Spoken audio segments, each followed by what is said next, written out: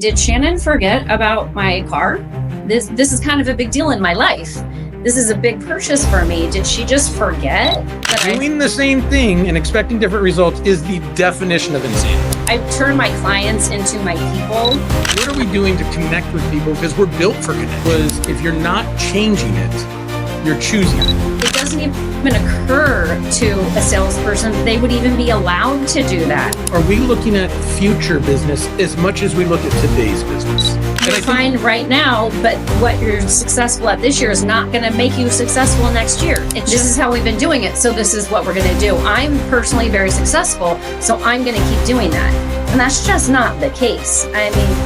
Are you wasting your time and money on inefficiencies in the business? Are sales down and lead conversion rates are low? Are you having problems building or maintaining inventory levels? What does it really take to win in the automotive industry? Get the cars that make sense for your store rather than just wishing at an auction. So it gives you that better control. With over 25 years of experience, Darrell Steed isn't just another industry voice. He's the guy who's out there solving real problems for dealers just like you. They'll even say in the Pacific Northwest where you're at that it's a tougher market. It's, it's tougher to find cars. The market's a little bit softer. And in the midst of all this, your turn doubled and your profit's up 75%. Yes. The truth hurts only when it should. Are you ready to hear the truths? Darrell is here to unpack the hard truths and the proven strategies that will take your dealership from struggling to soaring. And he is taking it all in the streets, with real talk, open dialogue, unfiltered conversations. This is the podcast series, Street Smarts, powered by Smartwolf Consulting. Welcome back to another edition of Street Smarts, powered by Smartwolf Consulting. Today, we get into some very interesting viewpoints with somebody who's not in the auto industry, but they were able to get out before it sucked them in, and they do very well with what they do. So our guest, Shannon Thompson, has worked in the tech sector, the automotive sector, and now is a world-conquering real estate tycoon. That is really killing it. But the real reason I wanted to have Shannon on here is that Shannon buys cars. She sold some cars, and she also does some interesting things with the community, which I think is a missing piece to the automotive industry in today's insight. And so we really want to welcome her now. Shannon, with no further ado, please tell us a little bit about your background of what you have done throughout your years. Thank you for that welcome. My dogs, if they start wrestling, I'll have to just pop up and kick them out of my office. So I've worked since I was 14, 15 years old, consistently my whole life. I'm a worker. I love to work. I just feel like, I don't know, I'd be bored without it. But so I put myself through college, and straight from college went to work for Yahoo and then some other tech companies. I was 18 years in tech, advertising tech, in Silicon Valley and traveling all over the place. And I was just on a plane too much. At this point, I have kids. And I needed something in my own backyard. And I'm here in the Sacramento area. So as you know, where we met, I joined Auto Trader Cox Automotive and consulted with, not totally outside of my wheelhouse, but staying in the online advertising. I consulted with dealerships on their online advertising. So their SEO and SEM and just regular ad placements and things like that. So it was still advertising, online advertising. And then I want to get back to that because I want to talk about how you and I met. And it just, I liked that job. I loved my dealer partners, to which I'm still have these wonderful friendships today. And it's really fun to buy cars from people that you know that are leaving at the dealerships. It's really fun. And then I wanted something else. And so I got into real estate, and this is just where I belong. I love it so much. I can use all my business, my corporate background, running sales organizations, and then dealing with car guys, which is its own separate thing. I feel like 3 years at Cox Automotive, you could say anything to me and I would not be offended. It would be just fine. Yeah. So, and here I am now. It's been about 8 years in real estate, residential real estate, and I love it. This is where I was meant to be. Well, I 100% agree. Now, the way we like to start off every podcast after introducing people is, where are you winning in life? We don't want to hear about where you're winning in your career because everyone's doing well, but where are you winning in life? What is going really well for you? I have our 18-year-old is away at college. She's living her best life. Our 16-year-old son is in high school, playing baseball, living his best life. I have my dogs, which are my favorite of the children. So they're they're the best. It's okay. The kids know they're fine. They accept that. My husband's wonderful. Everybody's working hard, and I think that's it. People are working hard. My family's we're all working hard, but we're doing what we love. And that's the main thing. And that's awesome. Having that family network and having everybody do well. Your daughter is an absolute inspiration. She's literally just like you, and your son is just as driven. Now, I think it's interesting that we always like to talk about what's going on in the streets. And I wanted to kind of change it up because you've actually had some pretty interesting accomplishment in your time just doing real estate, which I think kind of goes to what pieces of what the automotive industry has, but are missing. And the big gap is you have made it into, I don't know exactly what they call it, but the gold circle of realtors. I think quite a few years now where you're in the top 10%, both in production and ratings, like the way that people are coming to you. And tell us a little bit about what that award is and then how you've been able to do it. Because I think you kind of go about it a different way. It's not just about the numbers. It's about how you deal with people. Very different. Yes. So what you're probably referring to is Masters Club. That's when you're in the top. Yeah, that one. Masters Club and it's done typically by county, but since my very first year, I was part of Masters Club. So that's an accomplishment. And it has a lot to do with the fact that I didn't just decide to do real estate one day. I was a corporate executive. I ran sales organizations. I speak to people how they need to be spoken to. And that kind of goes with the other thing that you were talking about. So that's the number side. But to your point, we'll focus on the non-number side. So I tend to adopt people. I have a lot of adopted grandparents and moms and sisters, and I turn my clients into my people just because I love my job. I'm not doing it to be, I don't know. I'm not doing it with that intention. I just enjoy working with people, and I treat them how they need to be treated. So I might have this suite. I have an older client right now. She is darling. She's the dreamiest of dream clients because I just tell her what we need to do and she does it. And it's, whoa, how about that? But she needs me to call her every single time she gets on to sign documents. That's fine. Just if that's what stresses you out, I'll pick up the phone. If you want me to just do it all for you and let you know how it's going, I can do that too. If you want the update, where we got nothing going on right now, but I'm just letting you know there's nothing going on. So you're not sitting there guessing, here are the things that I'm doing in the background, but we're not getting any traction, or we are, then I'm big on the non-update updates, just massive communication all the time. So you're not sitting there wondering what's happening. So the fact that you say that, and I'm writing this down because I actually think this is super hilarious. The non-update updates. And the reason I find it hilarious is so in the automotive industry, communication and training is probably the least focused thing in the world. And when we talk about that communication style is when you say the non-update updates, I just find that fascinating for the simple fact of we're talking about the things that these are not life-changing type of things you need to talk about, but it's letting people know the details. It's letting them know just even the smallest things of what's going on so that they never feel, right? Because there's a lot of feelings involved when you're spending money in any industry, that they're missing something or that something's passing them by, because I think that's when doubts come in, right? That's when it's like, are we getting the best deal? Are we getting the best service? Well, when you give them these non-update updates, they like, this person's letting us know everything that's going on, even if it's something we didn't need to know.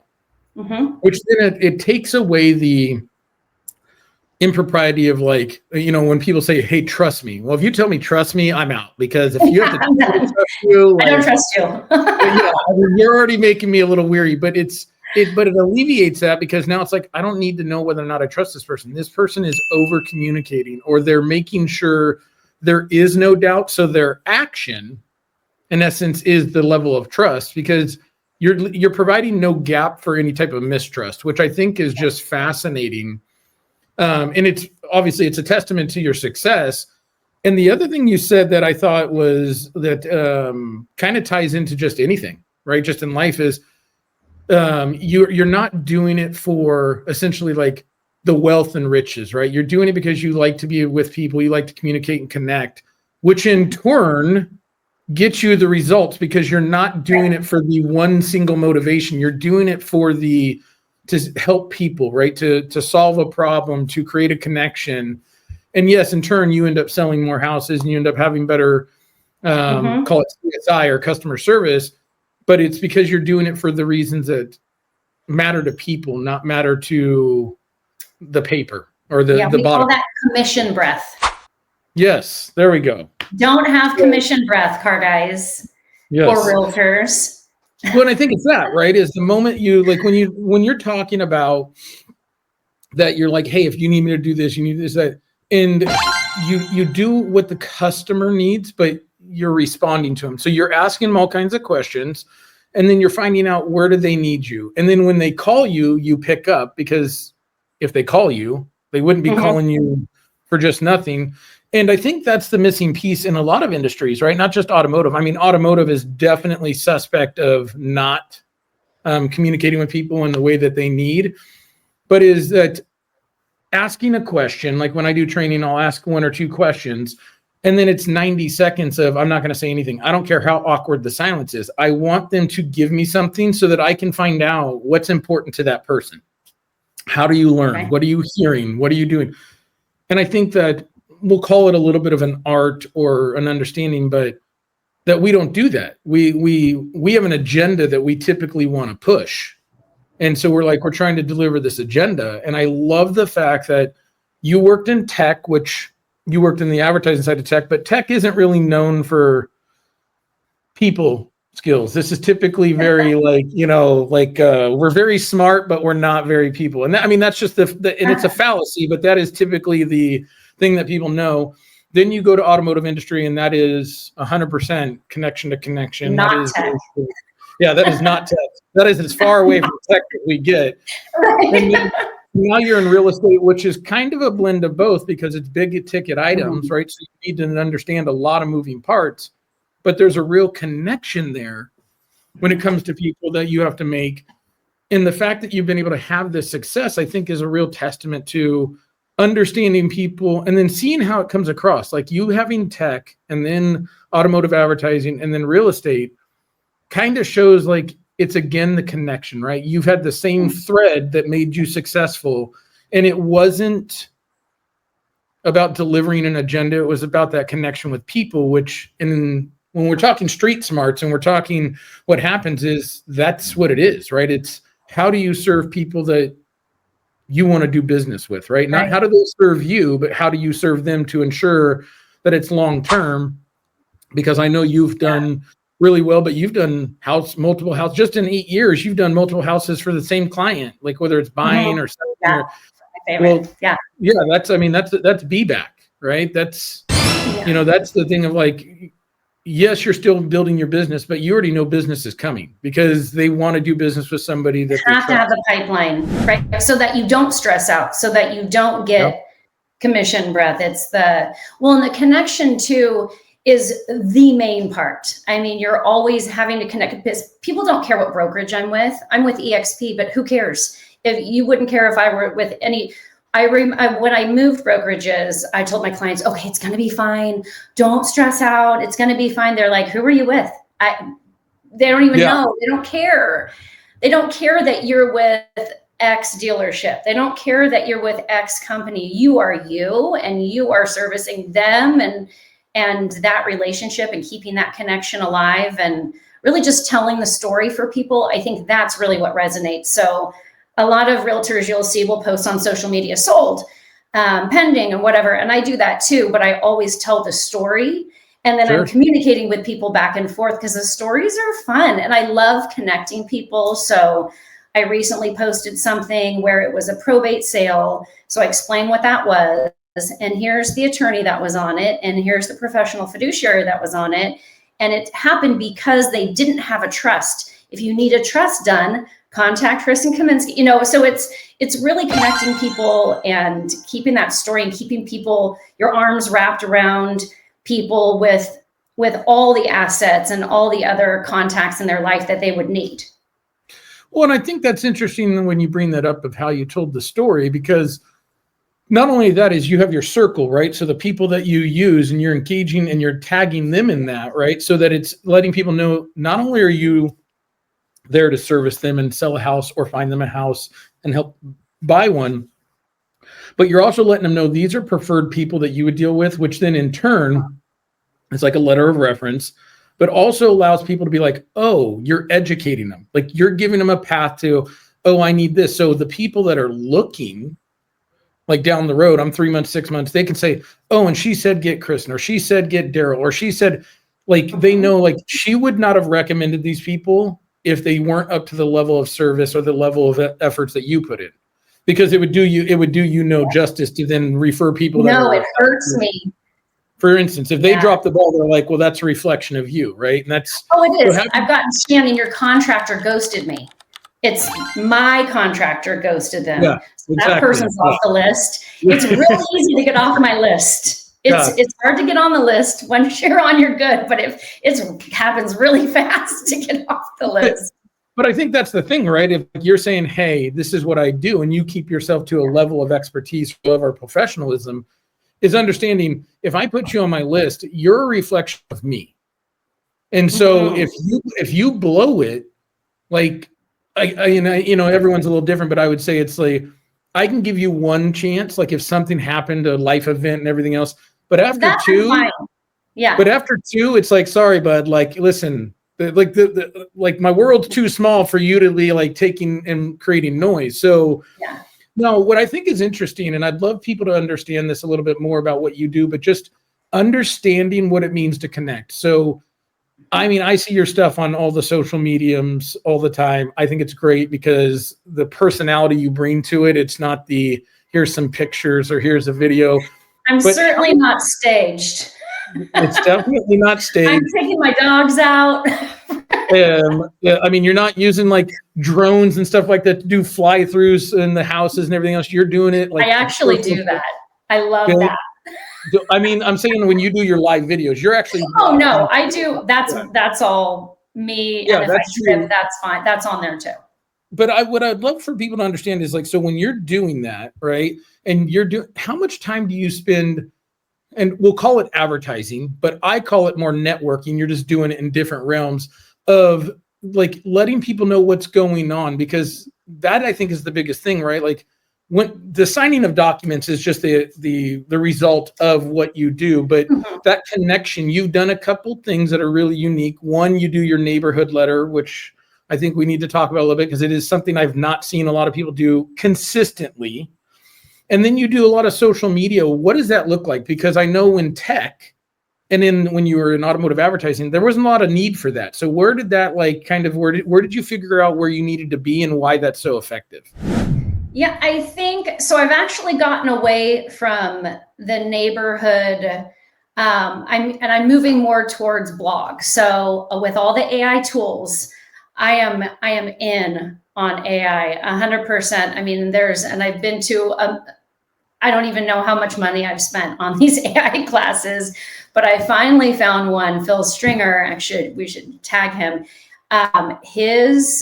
It's just, you can't write fast enough. You can't, he has these modules where you go through the modules, but I really need to get to just giving expertise, doing Google searches. What are people searching for? What information do they want to look? So because my history in tech, when I got into real estate, I didn't buy into, you have to get Zillow reviews and Yelp reviews and realtor.com reviews and this and that. I didn't buy into all that, because I know, what do you do when you're looking for a home?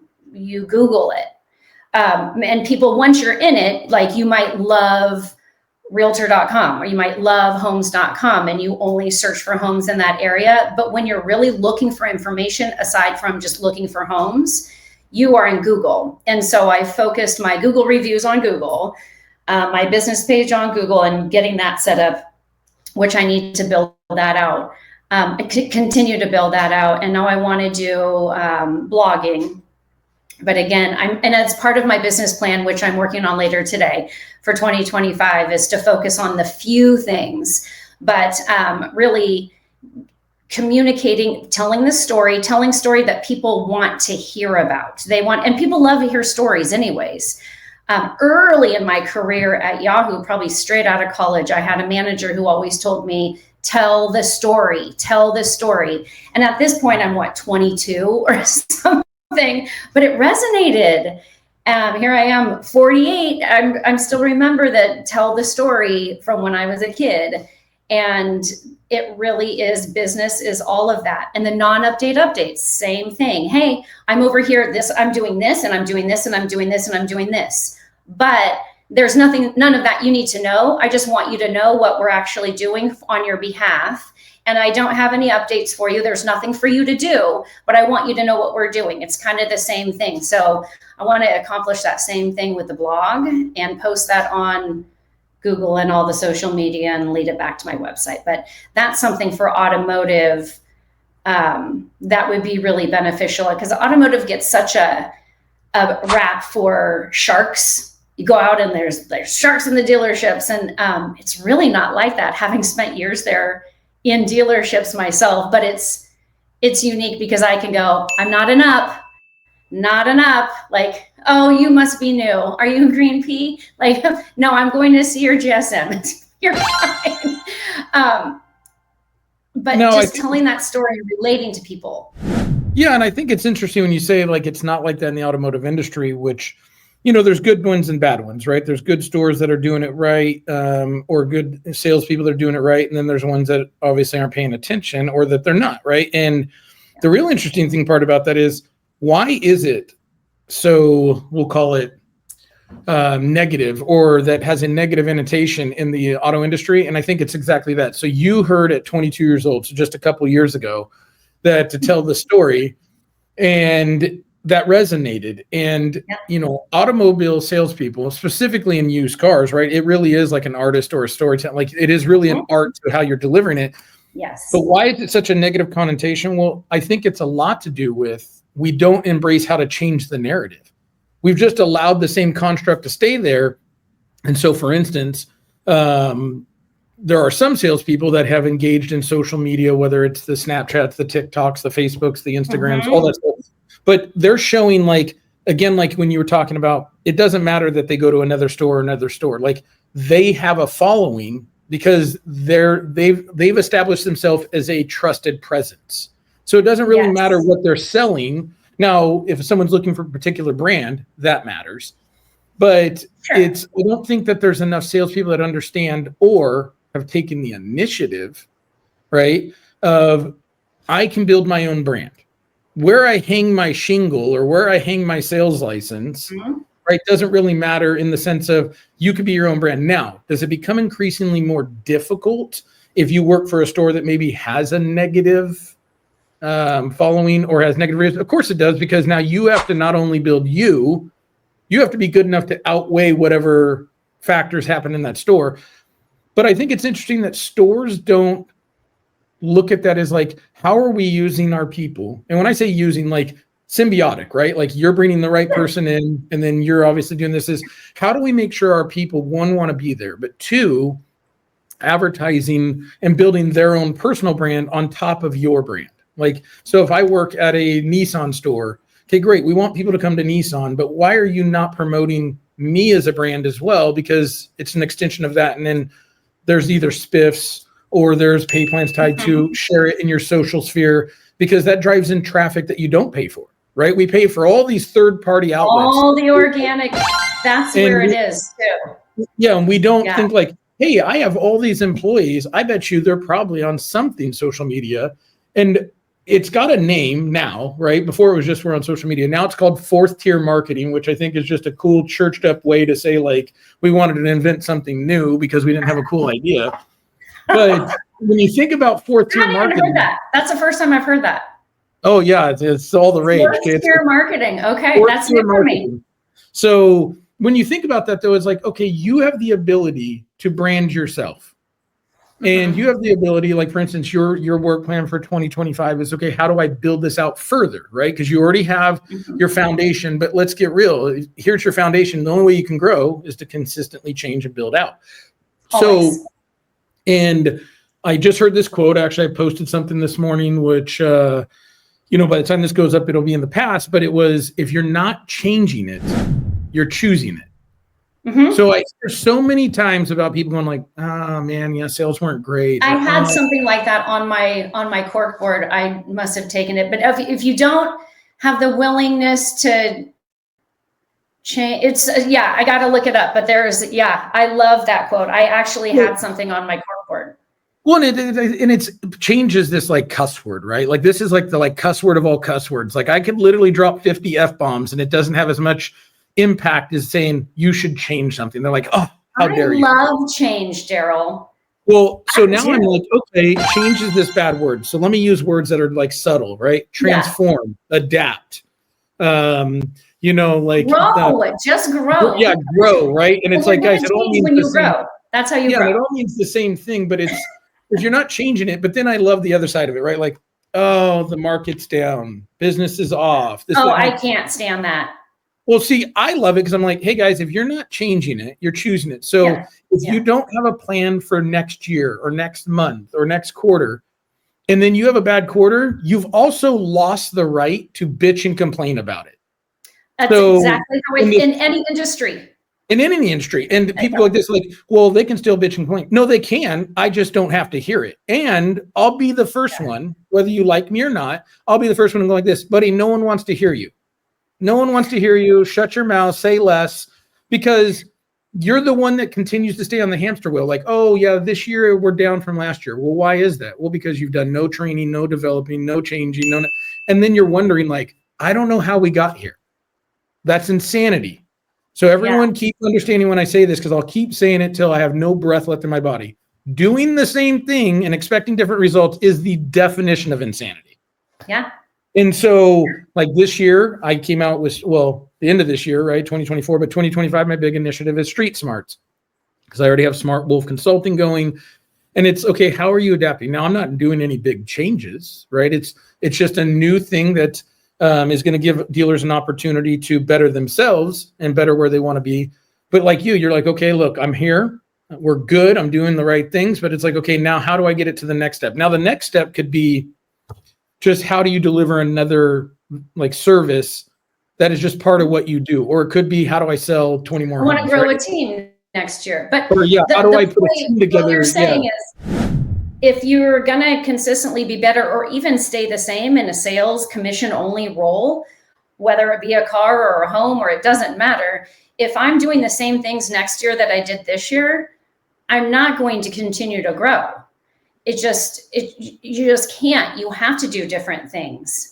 And to your point, I have so many thoughts on the dealership thing where you were talking about they don't take the initiative to do it. I don't even think that's it. I think the problem is it just doesn't even occur to them. It doesn't even occur to a salesperson that they would even be allowed to do that. It doesn't even occur to the used car manager or the GSM or the GM to say, I'm going to spiff my people to go out and get Google reviews and have them put their name in it, the salesperson's name in it. I just wrote a fantastic review for Tony over at Nilo BMW, had the most fun experience shopping for a car with him. And so, I mean, I have no idea what their business model is like. I just had a great time shopping with Tony and Justin Watts over there.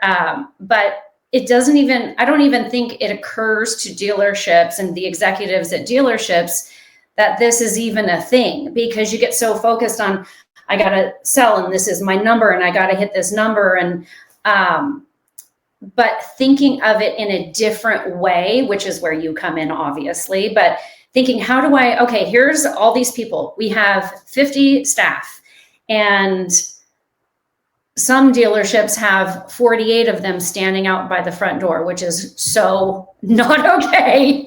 And some don't, and some let you go and help and don't shark you, and they're doing it right. But just thinking of it a different way, like, oh, I'm not doing it. I'm not doing it because I'm not taking initiative. I'm not doing it because it hasn't even occurred to me that this is something that I could be doing or I should be doing.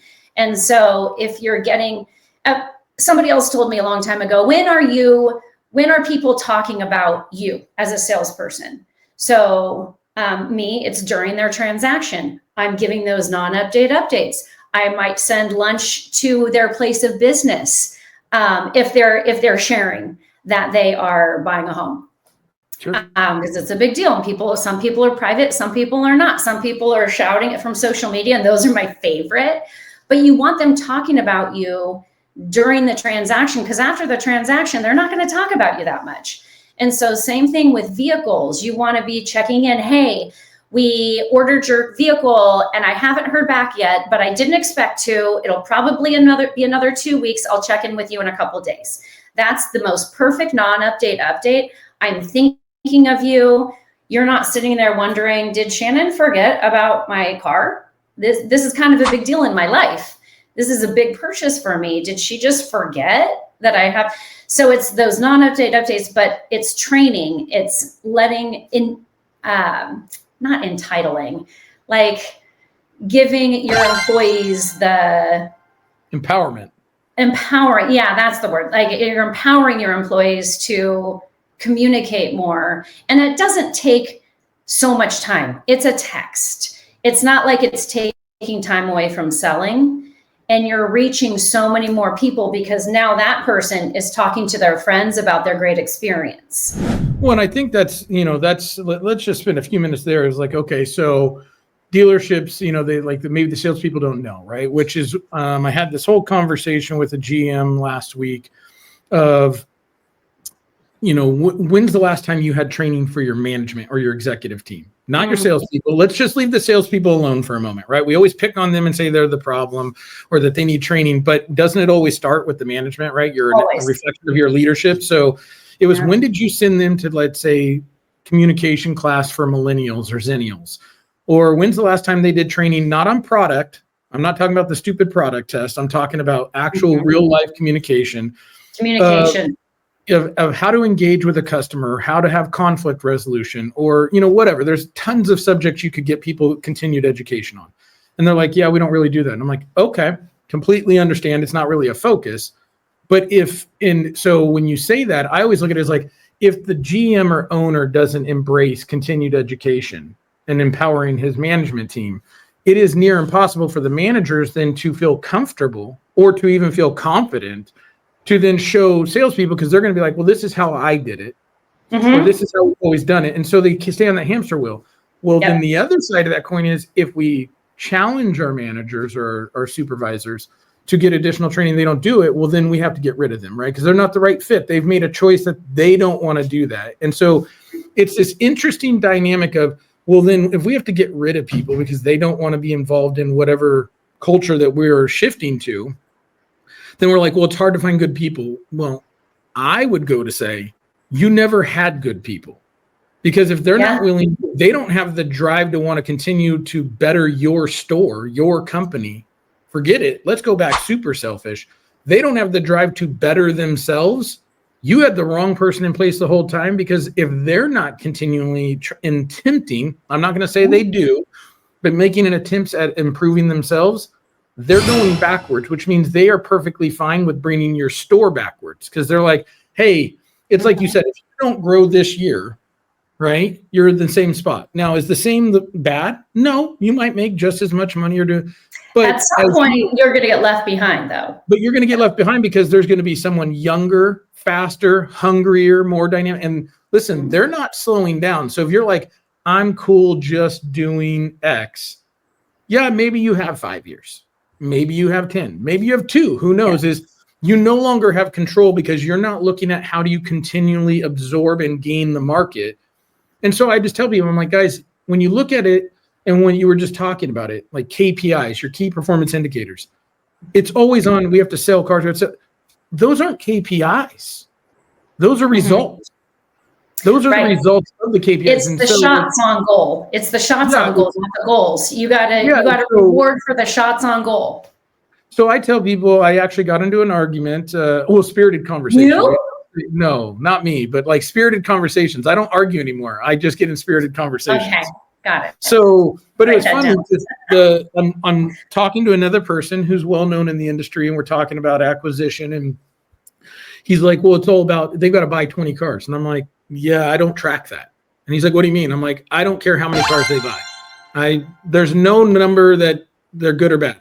He's like, well, how do you do that? I'm like, it's the effort that's put in. So how many appointments shown, how many appraisals built, things of that nature. And the reason why was, if you're doing the right training and you're doing the right engagement and you're building that person up, the result, the buying 20 cars, 30 cars, 40 cars, selling 20, 30, whatever it is, that will happen. Because if they do the things to get to that and they don't get those results, then it's a training gap. Because you'll know based on the indicators. So like when you were talking about the pay plans, I'm like, my pay plans that I built for these buying centers or acquisition things, they are wildly different. Because I'm like, oh no, cars bought, yeah, that give them like a bonus, but like it's small. It's the reviews, it's the appraisals, it's the appointments shown, conversions. Because at the end of the day, if I build 100 appointments that show up to the store and we only buy 3 cars, well, whose fault is it? The person who got 100 people to my store, or the people evaluating the car, or the decision maker? 100%, 100%. And they're like, well, the buyer didn't do his job. I'm like, so if the manager gives me a number that's insanely low or doesn't like that car or has its own issues with it or whatever it may be, but I got 100 people to your store and you only bought 3 cars, it's my fault? Like, you are out your mind stupid for saying stuff like that. And they're like, well, what did you do? And I'm like, results. It has to be on effort. Yeah, and if I bring 100 people to your store, you're welcome. Like, we should be buying 60 to 70 of those. So now if the person only makes 20 appointments and he buys 15 cars, okay, everyone would say, wow, that's a really good ratio. I don't disagree. However, how many appointments are we not making if he's just trying to pad his numbers? Because did he get good deals on those? Because if he's just trying to reach the 15, it's not going to be the best 15. It's going to be the 15 so he gets comped. Exactly. He's working a pay plan. He's not looking what's best for the store. So it's a numbers game. And I think it's, when you're talking about what you do, is you have to really look at how are we building a business? Because are we building it? Are we transactional to where we're like, we just need 25 this month? Or like you're like, I need to sell 5 this month. Or are we looking at like, yeah, I might not sell 5, but I made 16 new contacts this month. So a year from now, I have a pipeline, or 6 months from now, or whatever your guys' cycle is. But are we looking at future business as much as we look at today's business? And I think there's that disconnect, right? When you see it in every industry of everyone's like, well, I need it right now. I agree. We need business today. You know what I also need? Business tomorrow, and business next week, and business next month. And so I think it's really interesting on why we're so focused on today and we don't think about that every day ends in Y. And I'm okay with a deal on any of those days. Much to do with like, well, it is, because you have to go like this, like, you don't want to, it's that balancing act of like, well, so you're just saying, let them go. No, you work every day, or you work every deal as it could be today. But there are some people, unfortunately, like that are going to need to think about it. So then it gets into, how do you engage with them? How do you think about it? Like, if you just told people like, hey guys, I'm the person, let's do it now or never, you're going to get a lot of nevers, because they're going to be like, hey, I just need to think about it for a second. It's not that they're undecided. It's just some people need to take a breath. And then some people are like, okay, let's go. Right. Oh, yeah. My husband can't make a decision to save his actual life. Like, you will die unless you make a decision. He'll just be like, I'm dying. I'm good. People can't do that. And so that's when you do your continuous follow-up, and you're adding value. Not like, hey, checking in, you ready to buy? Hey, checking in, ready to buy? It's more, hey, so we got these new vehicles in. They're awesome. You should see they got the red caliper. That's my big thing on my new car. I'm so excited. We got the caliper. They got, whatever. Just so you guys know, she is super excited because she just got her new BMW M4 competition. I didn't get it yet.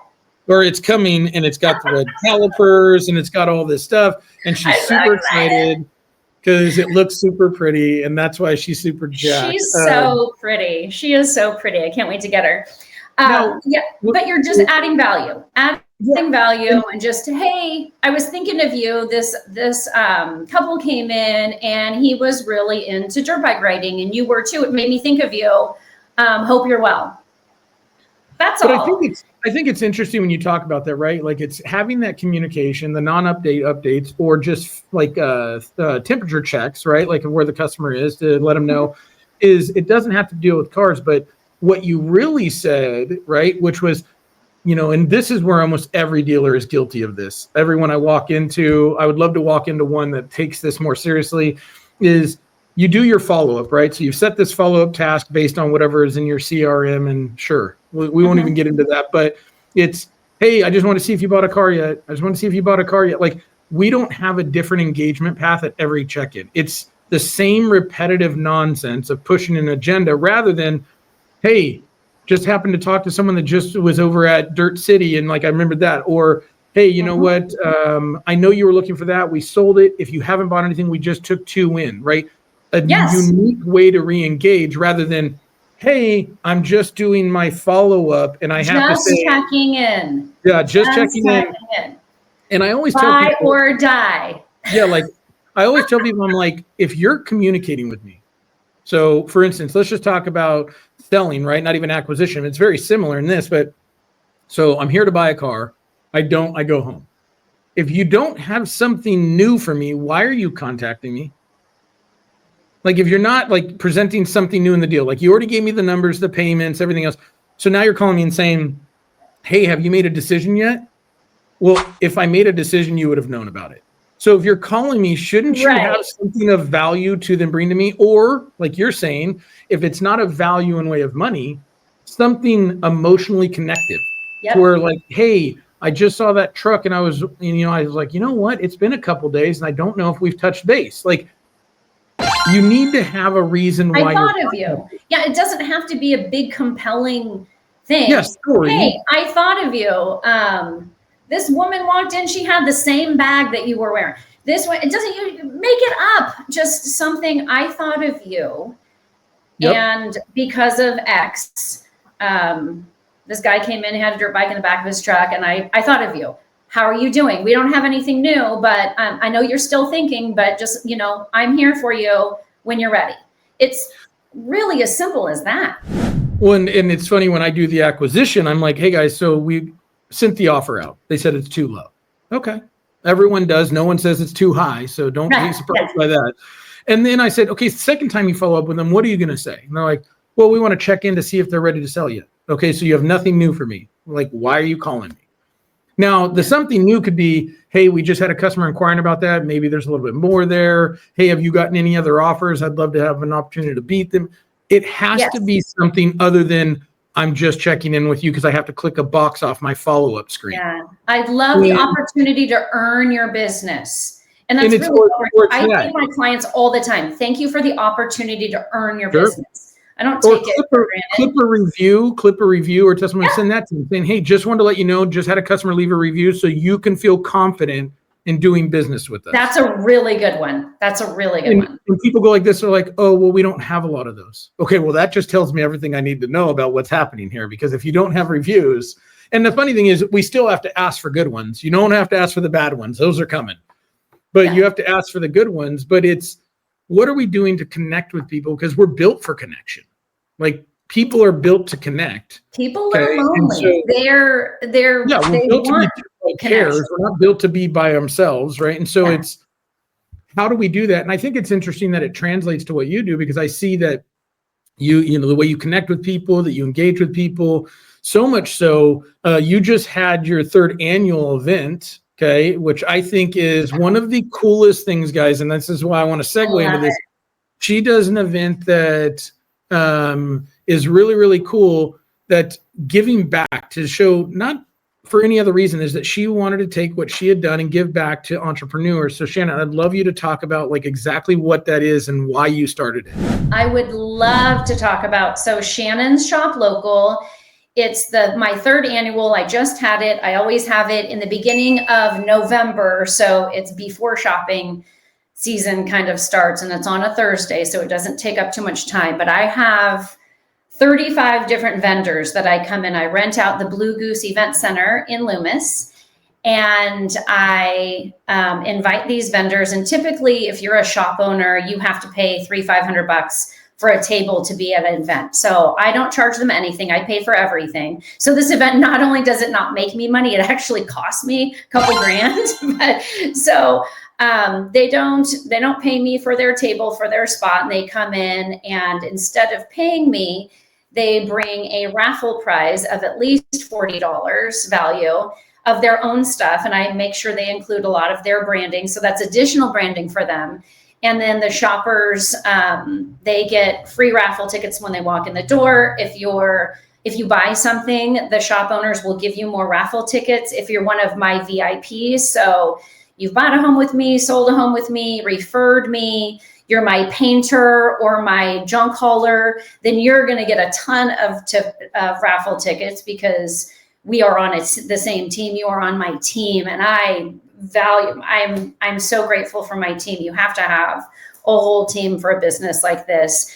And then I do a prize Facebook Live where I pull the raffle prizes. Actually, there's still some remaining stuff from my office here. But it's so amazing. So this last year we had 363 shoppers through the door. A lot of my vendors were just sold out. They were just completely bought out. And it means so much to them. They're making so much money. And I like to support anybody who's working hard. So entrepreneurs or youth sports, those are my 2. I'll do anything for kids and youth sports, because that's all the life lessons and hard work. And then if you're an entrepreneur, you're a small business owner, you're working hard. So I love supporting small businesses in that way. And and I do so much marketing. So again, I do all the marketing for them. They do marketing on their own sites, but it's all this additional marketing. And then they just come in and they make a ton of money. They sell all their stuff, and it's so fun.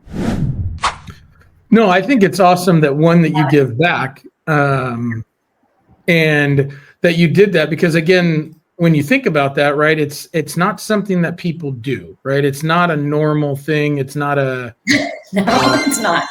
It's not something that some people would be like, oh, well, yeah, we've seen that before. We've seen this, but you haven't, right? It's one of those things where, when you think about like, hey, you're supporting these local people that they are on the grind, right? And they're working, and you're giving them the ability, right, to make these changes, right, or to do these, giving them an audience, an audience, and nothing's expected for it, right? You're also building a community of understanding of like pay it forward, right? 100%. Yes. And I think there's a lot to be said to that, because you see a lot of charities and you see a lot of people that do charitable things, which, hey, listen, by all means, great. Yes. I'm kind of jaded because like when I see some of these charities, I don't know where the money's going, and I just have a hard time believing because I don't see as the money go where I think it's going. But like with yours, you're giving back into where you can see the actual like it. Oh yeah, right there. And I think that like those type of situations for community also, there's two things, right? You did it because you wanted to give back because you saw people grinding, and now it's grown. You've had it 3 years in a row. It gets so fun. Already have it on the schedule for next year, November. I think it's the 14th. And well, and the other side of that is it lets people know it's like, oh, it makes people realize like, hey, it like throughout the year or after that event is, you know, you're just spreading a little bit more of that excitement or that joy of like, hey, I'm going to help somebody else because they see you helping someone. So it's again, then it's kind of symbiotic and it goes. It's not just nothing against someone saying, hey, I make a donation to the Salvation Army, right? Like that's all well and good. Yeah. But when you see it to where people actually act after it, and then it gets like I see people posting on social media when they're there, and then after like, hey, had this opportunity, I want to give back. That's the real like greatness of seeing like when people actually care about their community. Connecting people. And that connection is, you know, and the reason I wanted to bring that up is like when you're in the, you know, any type of sales role or when we talk about street smarts is what are you doing in the, like, that's one of those 6 things of the human needs is giving back to community or being involved is what do you do? Like when you say your story is you, what do people know you for? Right? Is it, oh, he's just a sales guy? Is he just this? Or is he like, no, that's this really good point, Darrell. Yeah. He gives time back. He does this. He does that. And it's not saying you have to do all these things. I'm not saying like, hey, you have to be like a saint by any stretch of the imagination. But if someone says, I'm going to do business with someone, how do they refer to you? Is it like, do they see you and are you giving back to where you're somebody people want in their circle or they want to do business with? Because if you're not, don't be surprised by the fact they're like, hey, yeah, I mean, he's okay or she's okay, but like, nah.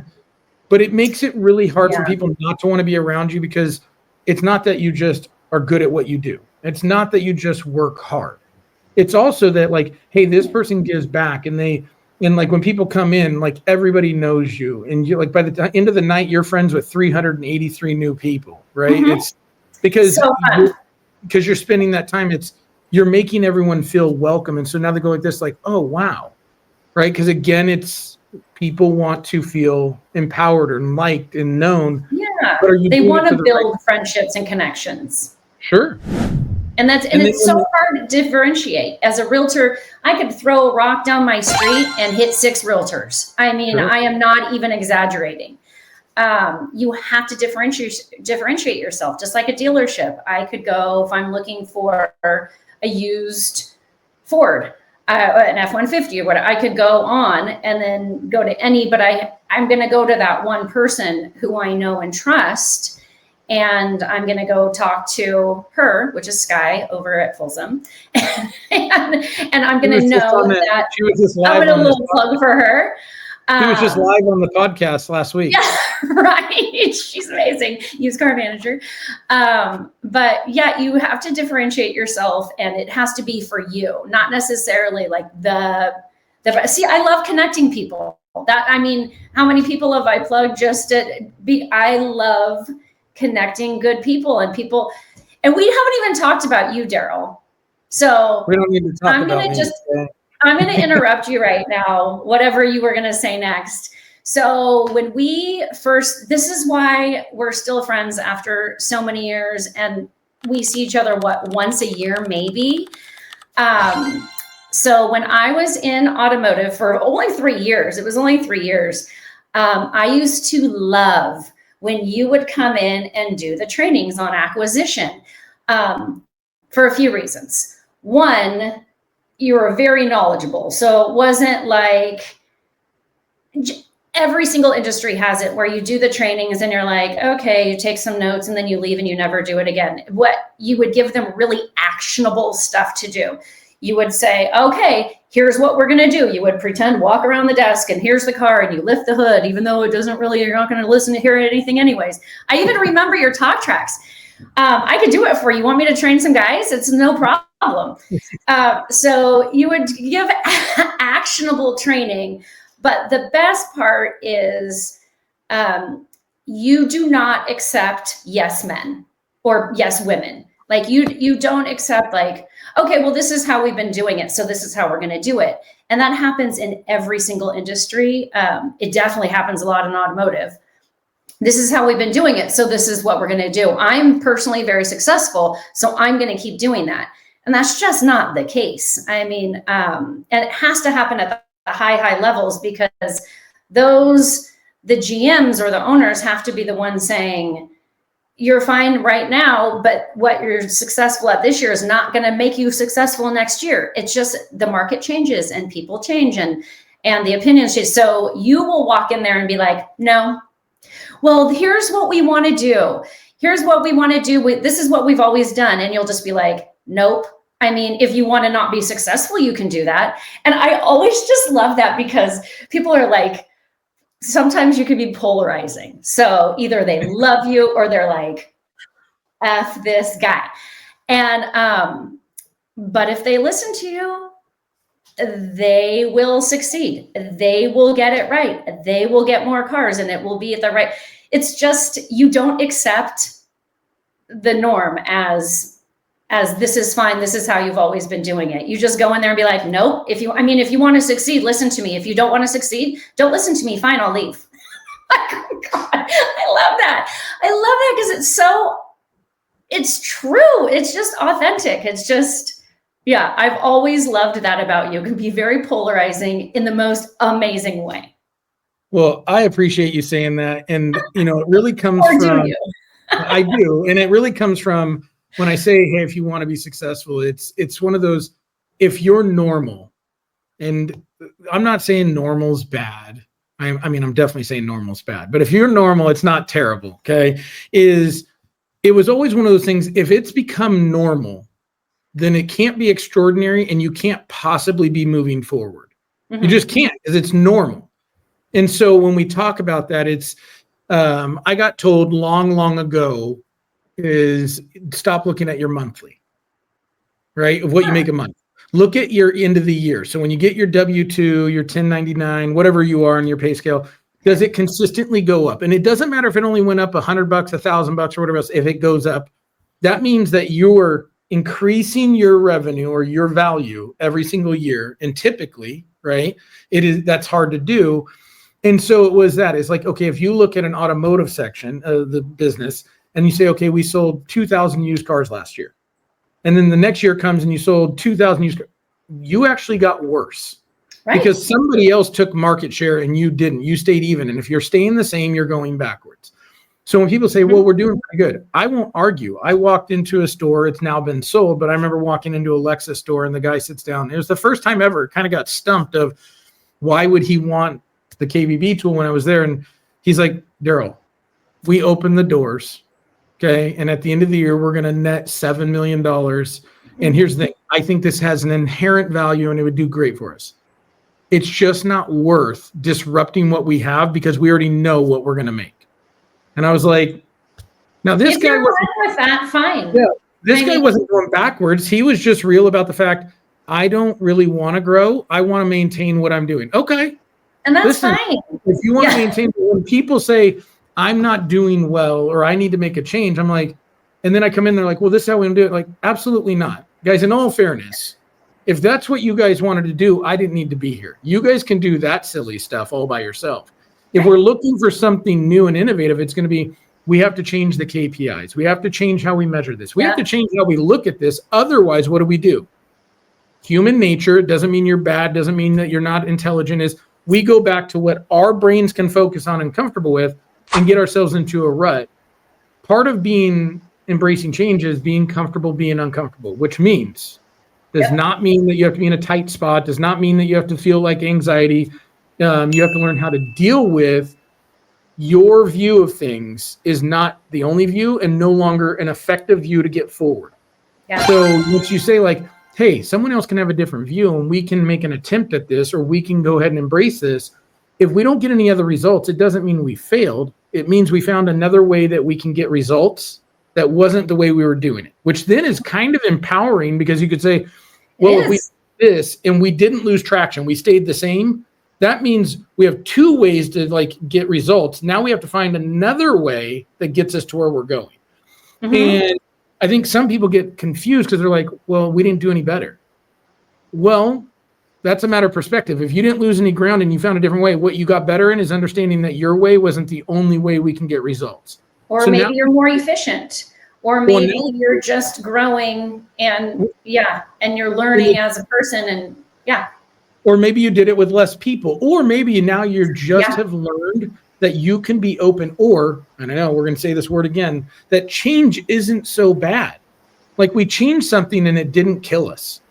Right? Which goes to the old school adage of if it doesn't kill us, it makes us stronger. I don't know if that's necessarily true because like I've had some things that did not make me stronger and they didn't kill me either. But it hurt real bad. yeah, it hurt real bad and I didn't feel stronger after it. But like, I mean, listen, every time I do deadlifts, I don't feel stronger. Okay. And it hurts really bad. No, not in the moment Yeah. So, or the next day. so I think it's one of those things where people, it's just like, are you okay with the fact that, like, for instance, you know, I don't like if I get into a conversation now, like when I was younger, I have no problem saying that, like, I had what I knew was right and what I could do. And so I was trying to get them to believe that and then sell them on that and like would argue it to like I would die on that hill. Now I don't need to. I'll get in a spirited conversation and we'll have our own points and say, like, I believe this, you believe that. I can leave with us not agreeing. I can be okay. Yeah. Now, at the end of the day, it's okay if you want a change or you want to improve. If I'm the one wanting to change or improve, I know I have to be the one not steadfast because I have not been able to get to where I want to be. So I have to be open to a different idea. So if the other person isn't, it's like, hey, bud, you can stay in your own camp and you can do what you want, but you're the one that said you wanted to improve, but you're not willing to change anything you do. So like, I don't have to argue with you. Do you really want to improve, or you just want to say you want to improve? Yeah. Did you want to talk about it or did you want to do it? Right? I want to set a goal, but I don't want to do any systems to get there. So it's more like a dream. Yeah. Can you change everything about my store, but not really do anything? Like, can But you don't get do the anything. result, but keep it the exact same way? And like you said, it's kind of like a dream, which that's what hope is. It's a dream without a plan, right? Like, Yeah, you got to have the plan, you got to have the system. Yeah. and we're not going to execute on it. And so I think it's one of those things where people realize, hey, what are we doing? So I just did that video in the morning was, what are we going to do with the next, couple days we have, right? Of like making sure next year, if we want to ensure that next year's better. And I think this goes in your industry. I think it goes in every industry. Every industry. I need to have a good in 2 months from now. I need to have a good month. Well, that starts today because we have to plant the seeds. We have to work and sow and do all that stuff to where in 2 months, it was only we did 60 days ago. I'm not even focused on the rest of this year. I'm focused on cars. I wonder if cars are the same. Actually, I'm going to ask you this. So in real estate, the Super Bowl, after the Super Bowl is when things pick up. I don't know if January is typically just dead zone because people are recovering from holidays. They're doing dry Januaries. They're on their goals for the month. But starting February, starting the Super Bowl, after the Super Bowl, real estate just kicks off. Does it do the same thing in automotive for January? I mean, January is a little slow, but you have people getting ready to they're getting taxes. So they're looking. And then February, they probably have now filed. And so the early filers will be ready to do something. Oh, yeah. I didn't think about that. Realistically, after Super Bowl, call it start of March probably is when you start to pick up because that's when tax returns are slowly coming. That's when cars too, but it's when. But my point is I'm planning for next year already. It's sure. I'm doing my business plan for next year. I want to grow my team. And so that's a whole nother, I got to put a whole plan together for that. Not just, I want to grow my team because that's just a dream. It's not, there's not a plan. There's not a system to get there. But I'm doing all of that right now. In fact, I set myself a goal. I needed to get over 100 reviews by the end of the year, and I'm only at 90. So I need to start calling clients. I'm usually good about that, but I've been really busy. And so I've been working in my business instead of on my business. And I got to take the next month to work on my business because otherwise you can't. I've just been doing deals and then you let the other stuff slide, and it's really easy to do. So you got to bring yourself back and go, okay, now we got to get back to working on our business and getting these things set up for next year. But Actually, so I am really, really big on the Google reviews. Would any of your dealers like me to come in and show them 3 different ways to get Google reviews? I would imagine one of them would definitely like to. I mean, if any of your dealers would like for me to come in and do a training on the easiest ways to get Google reviews, there's 3 different ways. I've done trainings for other realtors, and actually even the Placer County Bar Association. I did for the Women's Placer County Bar Association. I did a training for them on their online presence. But yeah, I'd be happy to do that if you want. Google reviews are important. You went and trained lawyers how to get reviews, man. I'm gonna be 100% honest. That's a tough road to hoe right there. Yeah, okay?